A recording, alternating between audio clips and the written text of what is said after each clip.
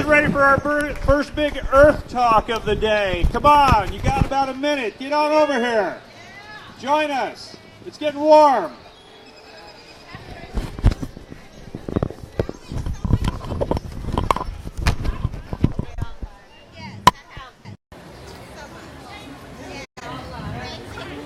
Yeah, we're going to be focusing on the speakers. There we go.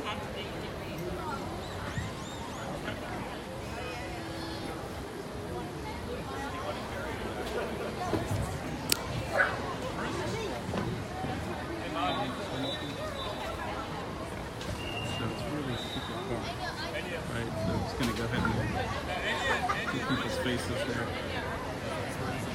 Attention, global citizens. The first Earth Talk is about to begin over on the platform. That's right, back here, where you're hearing this voice come from. Yeah.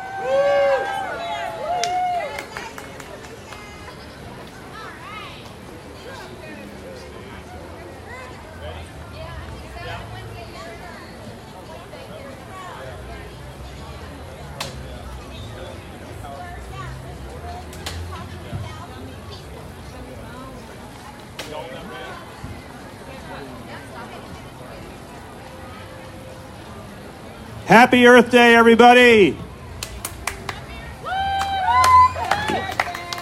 Welcome to Houston, Texas and Discovery Green Park, where great things are happening on Earth Day 2018.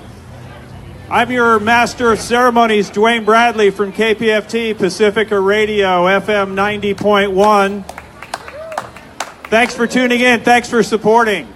And thanks for doing what you do that makes this city a great city and makes this Earth a sustainable Earth. So it's my honor to introduce you to our first speakers this afternoon. And we've got some great ones. They're from the Bag-Free Bayou movement. And that's Leila Mankad and Kaylin Krauthouse. They're 12-year-old girls. They live in the Houston Heights, in the Woodland Heights, in my neighborhood up there. And Woodland Park is the little park right there along Houston Avenue, just north of White Oak. And it's Little White Oak Bayou runs through there, and it inspired them to create a petition for a plastic bag ordinance for the city of Houston. That was 2 years ago, and they've collected over 4,000 signatures. Maybe they can collect yours today and add to that 4,000. Let's go for 5,000 this afternoon. So let's welcome to the stage Kaylin and Leila.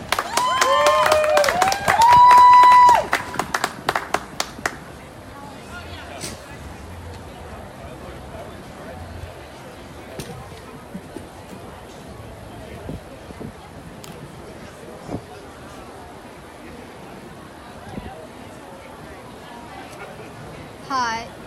Hi.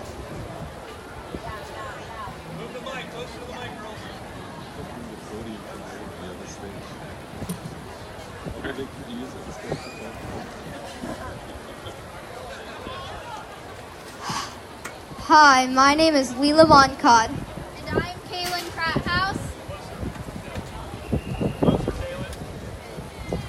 We are Bag-Free Bayous. First, I would like to thank Mayor Turner, who is steering our city to be a better and greener future, who has led us through Harvey, and who listens to voices like ours. Once the courts clear cities to have plastic bag ordinances, we hope that Mayor Turner commits to get behind a plastic bag ordinance.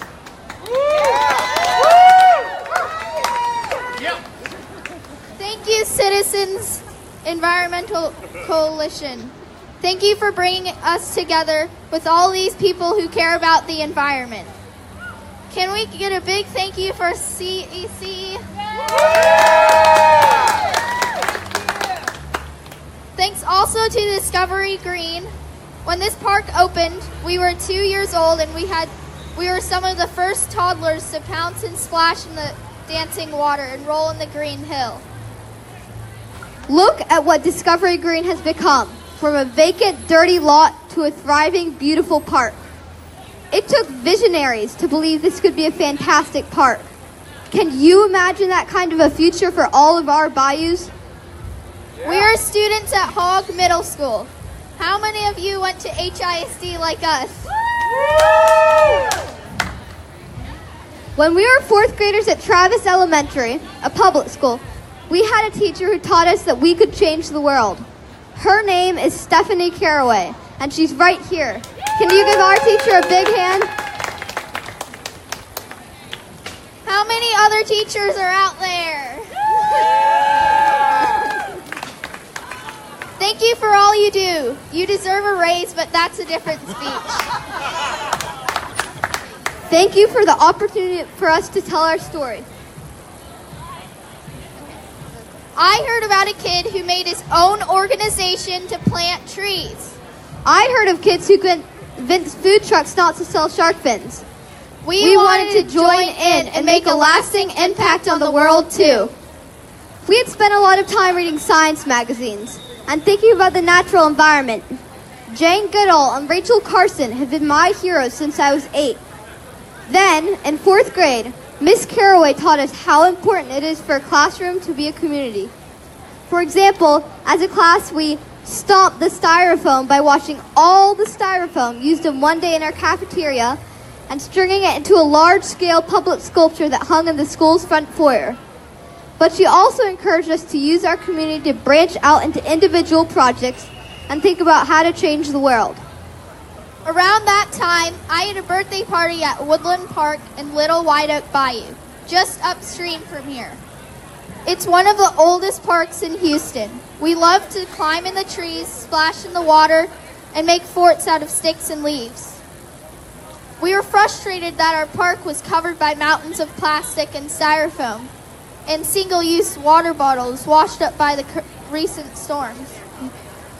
But plastic bags were the most sickening.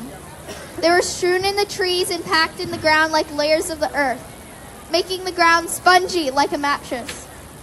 I believe our bayous can be bag-free. The plastic bags were this magical world's kryptonite. Single-use plastic bags, the kind you get from a grocery store, hung from the tree branches instead of the iconic Spanish moss. Girl and Boy Scout troops, including our own Girl Scout troop, regularly clean the park, but after every rainstorm or flood, more plastic trash washes in by the hundreds, by the thousands. It feels like more bags wash in than we clean up, like we're always behind. It was at Woodland Park that the idea of bag-free bayous began. Can you imagine a Houston where Spanish moss hangs from the trees instead of plastic bags? We had to learn about the bags before we acted, though. We found the Surfrider Foundation website and read a guide to stopping plastic bag waste published by them. We even had a conference call with their leader of plastic bag bans. We had known that bags were ugly, but we didn't know how deep the ugliness was. It turns out marine life, like turtles, swallow the bags thinking they're jellyfish. Marine animals wash onto our beaches in Galveston and all over the world, dead. Scientists discover their stomachs are filled with plastics. Even cows and sheep eat the bags, and the same thing happens. But because of us humans, these creatures who deserve our protection end up dying a slow and painful death. This is their planet too. Bags even endanger the human wildlife. They clog our storm drains and make our flooding worse and more deadly. When they break into tiny parts, they don't disappear. They stay in our oceans and waterways and part of our food cycle. And we end up eating them. We started a petition to ban plastic bags in the city of Houston. They've done it all over the world already, even all over Texas.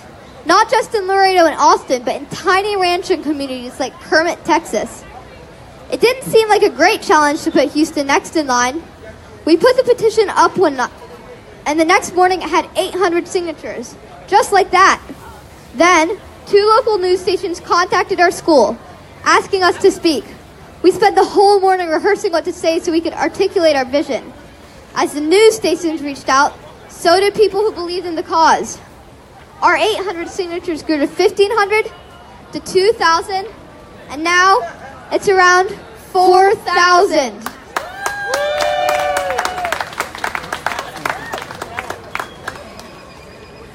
It turned out we decided to start our petition at a really important moment.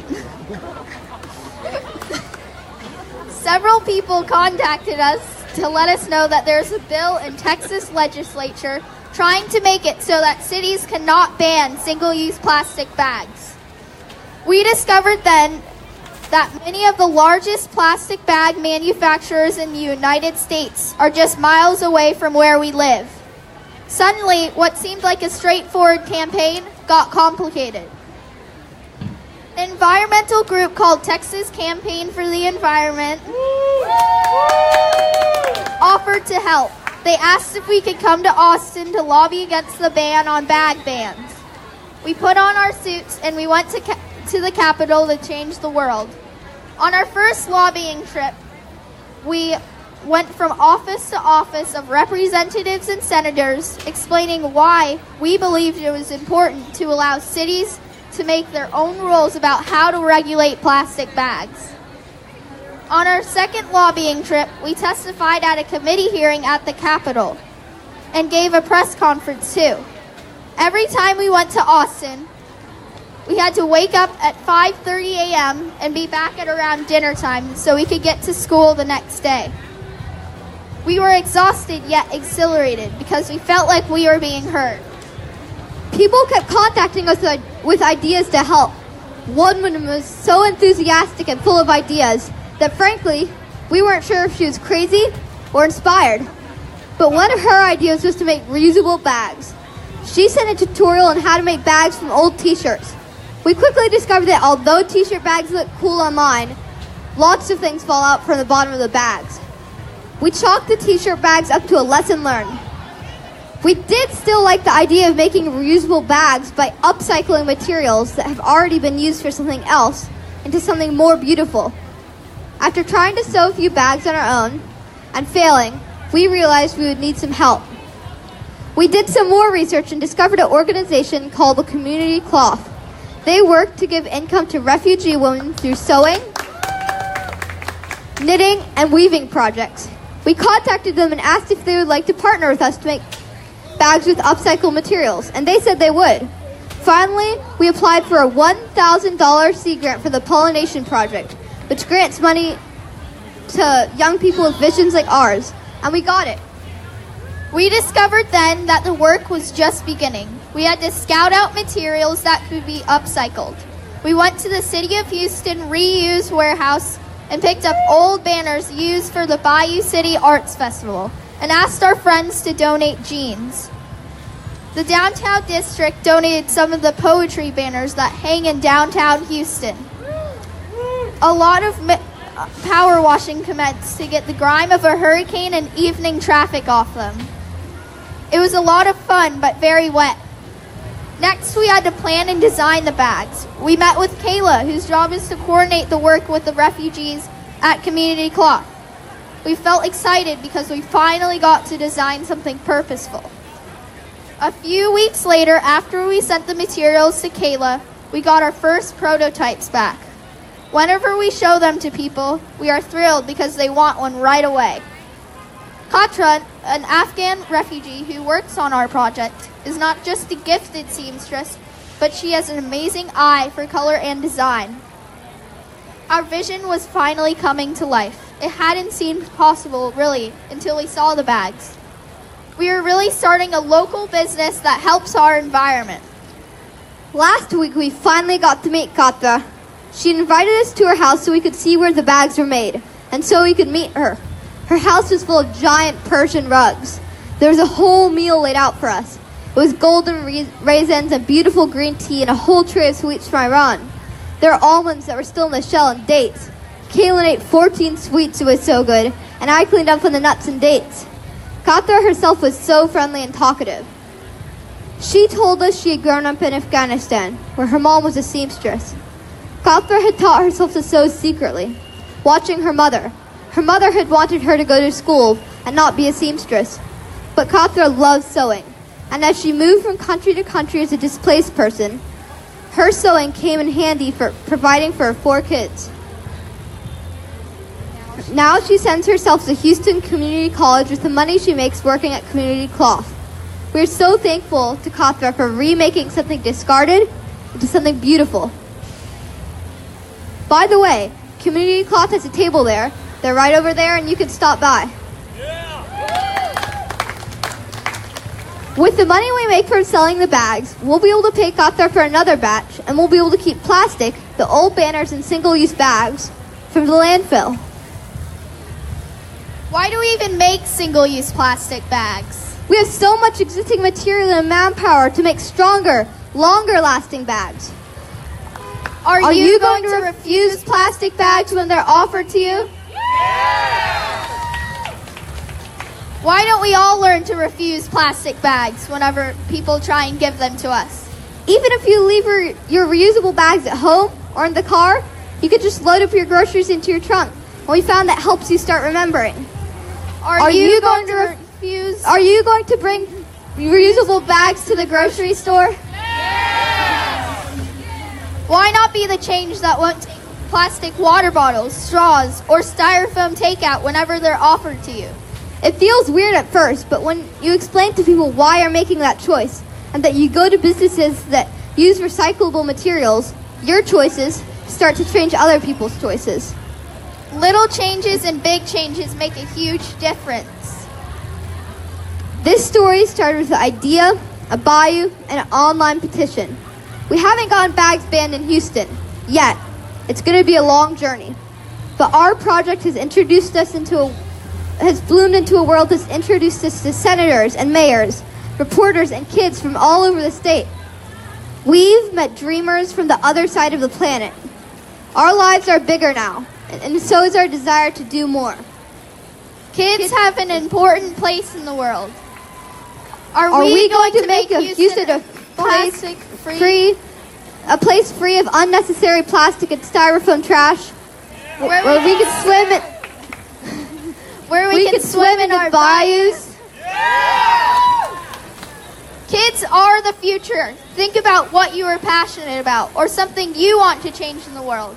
Something big like climate change, or something smaller like refusing straws at your local restaurant. Or you can help us out with our campaign against plastic bags, straws, and takeout styrofoam. Educate and inform yourself. Speak up and get involved. We should be the kind of people who solve problems instead of creating them. Thank you. Thank you.